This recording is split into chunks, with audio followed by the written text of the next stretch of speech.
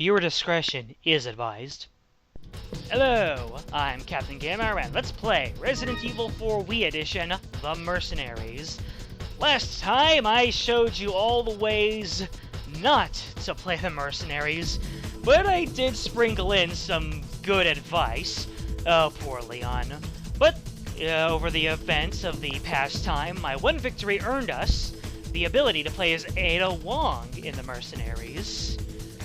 So, she comes with 3 incendiary grenades, a good amount of ammo, 3 guns, and 1 first aid spray. So, let us select Ada, and as you can see, I actually don't know what that marking over there means. It probably means that I've done enough to unlock the new character, and I believe that to get 5 stars is a score of 60,000. So maybe I'll get better enough to actually get that score. But for now, let us hit up the castle with Ada Wong. And for anybody who is absolutely new to this episode, The Mercenaries is a Resident Evil 4 Wii Edition game mode in which you kill enemies to earn points, and along the way you collect hourglasses to extend your time.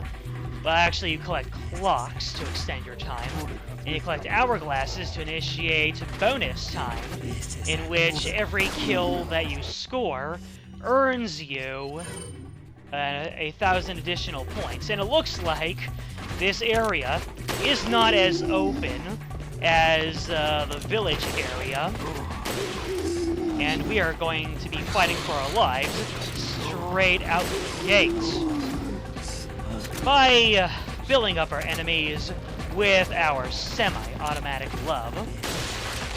Bam! But we do not want to be holed up in this one area for too long. We want to branch out and find those delicious time extensions. The time extensions allow us to play longer, to rack up more kills, get more combos, and generally, just more opportunity to be really boss.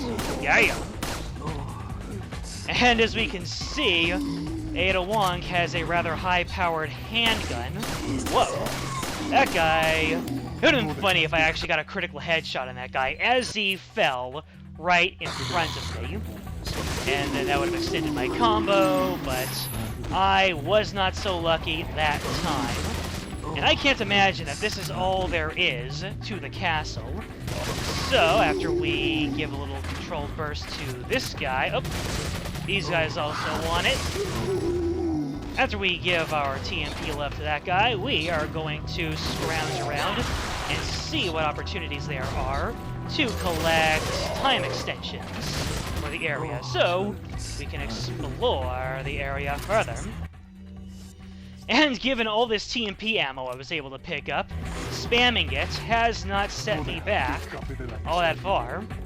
But whenever we see a shield man, for the lack of a boomstick, we use a semi-automatic love. But I only have a limited amount of semi-automatic love before I need to reload. And it occurs to me that Ada Wong's low HP amount still applies in the Mercenaries game mode. Oh, nuts. So I'm gonna have to be really careful not to take too many hits. Elsewise, I will lose, I will die, and lose all the progress I made. And, yeah, getting hit by scythes, not in my best interest, so let us heal up with some herbs.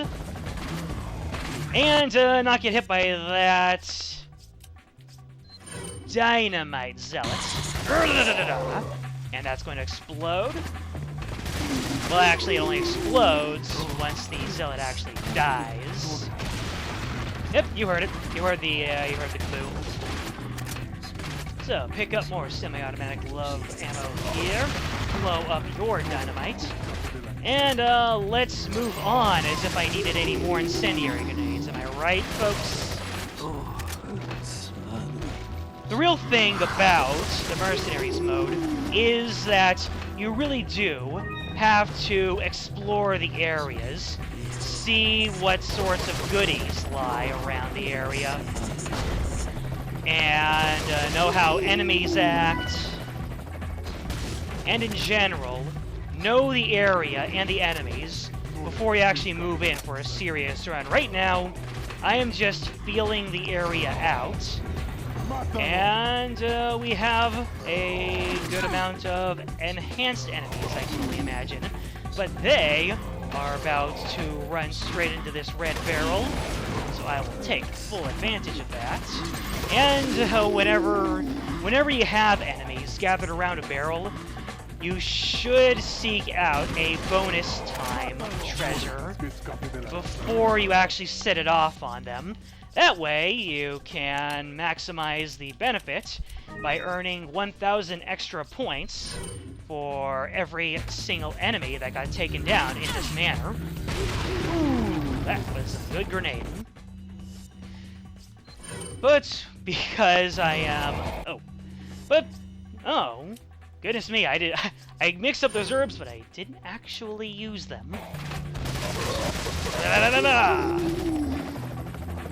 So I actually have been trying my best to find more time extensions and bonus time, but I didn't actually pop the bonus time that I was able to obtain, so my combos are not yielding me as many points as I would like. For a 9-in-a-row combo, I earned 1,670 points. I see extra time up there, but alas, time is up.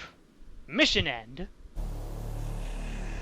And as you can see for that paltry performance, even though I killed 46 enemies, my score, because of a lack of bonus time, was only 22,000 and a rank of 3 stars. So, now that I know a little bit more about the area, let's go ahead, dive right back in, and see what it is I can do with my new knowledge of the area. Because generally speaking, in Mercenaries, the goal is to collect the time first, before you, ideally, before you even take out any of the enemies. In fact, what the real professionals do, they just run around and go straight for the time, and have a whole trail of enemies following them, and then they follow up with some large amounts of damage, either by a grenade, or by a red barrel, or just some way to really slap down that burst damage. No pun intended. Ouch! And bowgun men. Generally speaking, bowgun men should be taken out as soon as possible. Not only because of the loss of HP they can give you, but they can also put you into a hit stun, which makes you much less capable of dealing with surprise encounters. Being indoors is a good coping mechanism for dealing with bowgun men. And right now, I'm actually trying to find a bonus time that I can pop for when all of these zealots catch up to me. Ah, is this it? Yes, it is. So, this is a rather risky maneuver, but I'm going to see what kind of payoff it gives me. For all I know, a bowgun man will hit me at the last second, and I will be in for a world of hurt. And just like in every other iteration of Ada Wong in this series, I am having problems with my inventory because I have too much of it. So, the zealots should be following me up here. Perfect. Although, what I should do is, when zealots get too close, I should hit them with my handgun. That way, I put them into a hit stun, so shield Ganados do not serve my interests so well, because they are not so easy to put into a hit stun. So yes, I do that. I make a Neo to me. But it does not look like very many Ganados are going to hit me up all at once. So I'm going to pop this bonus time, throw the grenade, and get these 3 guys down. And whoever else came up after me, they are going to get a face full of troll bursts. Yeah! Ooh, look at who is able to dodge. In Resident Evil 6, the regular zombies can really dodge. Don't know exactly how they learned how to do that, since, you know, they're zombies, not capable of higher brain function. And it appears that I have gone in a complete circle, already treading land that I know of. And how cool would it be to have the bowgun here? Man! There are bowgun men all over the place. Let's see how many of them I can take down for a tasty combo. Until dynamite men come out at me. And dynamite men, if they grab you and you do not manage to take him out, to get out of his grapple quick enough, then he will blow himself up on you. Instant kill. Major bummer. Last I checked, flash grenades actually do not stun shield men, so it would not be in my best interest to use a flash grenade. However, semi-automatic glove, it penetrates. It penetrates the heart of the problem, so to speak. So let's... Man! Body shots for justice indeed. Ouch! Bowgun men for injustice. Man! Well, I can at least pop one of these herbs now. And follow up with the TMP. And in general, you do not want to use the reaction commands, because they take up a lot of time, and generally speaking, you will want to kill enemies sooner rather than later. And once again, because of the way I'm just wandering around, that's just a testament to how you really should know the area, sort of map it out, create a route, and take that route. Wait, do I hear a Garrador? Do I hear a Garrador? Please tell me I do not hear a Garrador. I saw him. I saw that Garrador, and he does not want me to breathe anymore. He thinks that my breathing is annoying because he can hear me, because he is blind, and that implies that his hearing is higher. Shoot! I got so spooked about Garrador that I lost my combo.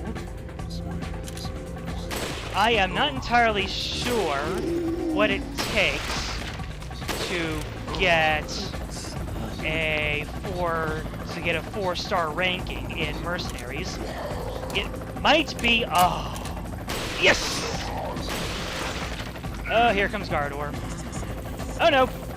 I am going to just stay out of Garrador's range until that evac chopper comes for me. Man! I scored better than I did the other time, but if it is good enough to get a 4-star ranking, we will see. No! So I can only assume that the score to get for a 4-star ranking is 30,000. So I am going to have to scrounge the area some more find out where those bonus times are, and really make it count. Also, figure out how to deal with Mr. Garrador, because, as you can see, time is of the essence in the Mercenaries mode.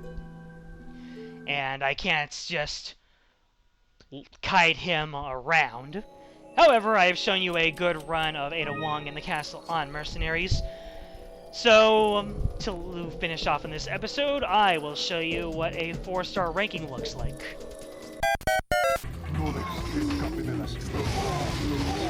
Incendiary grenades, a glorious way to stall for time. Notice how they fall over? Yeah.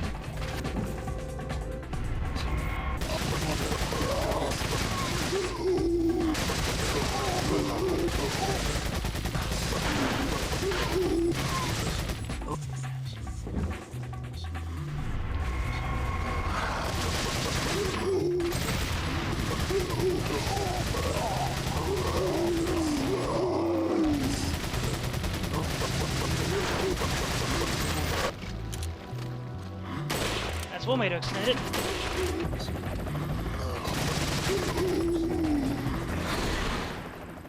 Oh, look at that. 58,000. So shy of the 60,000 required in order to get a 5-star ranking. Oh, let's see what we get. The Man of Malevolence, Krauser, has been unlocked in the Mercenaries. That's right, we get to play as Mr. Comrade himself, Krauser. And we shall do that next time on Let's Play Resident Evil 4 Wii Edition, The Mercenaries. Until then, game out.